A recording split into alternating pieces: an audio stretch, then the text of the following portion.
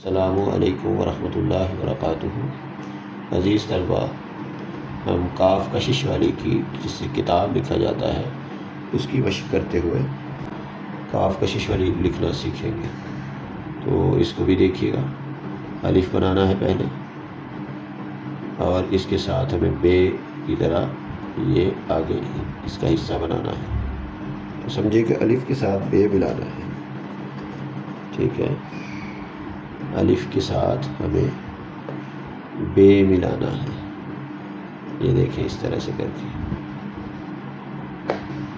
اصل بات یہ ہے کہ اس کو سمجھنا اور اس کے بعد اس کی شکل کو بنانا ہے،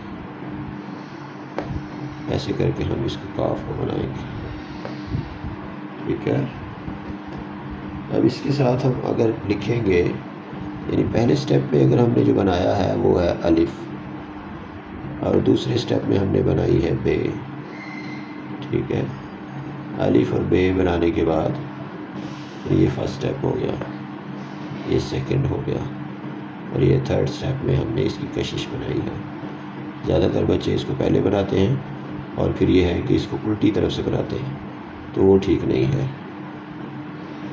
اس کو ہم نے اتنی لائنوں میں بنانا ہے، یہ اچھی طرح سے دیکھ لیں، اتنی لائنوں میں ہم نے اسے بنانا ہے۔ اگر ہم اس کو مارکر سے لکھیں، مثلا کٹ مارکر سے، تو وہ کیسے لکھیں گے وہ بھی دیکھ لیں۔ یہ سلسلہ اگر میں نے شروع کیا ہے ساتھ کٹ مارکر والا، تو میں یہ چاہتا ہوں کہ ساتھ ساتھ ہی یہ بھی سمجھتے جائیں آپ۔ اس کو ایسے کر کے بنائیں گے جس سے ایکچوئل شیپ آپ کو سمجھ آ جائے گی، ٹھیک ہے؟ بہت شکریہ، اللہ حافظ۔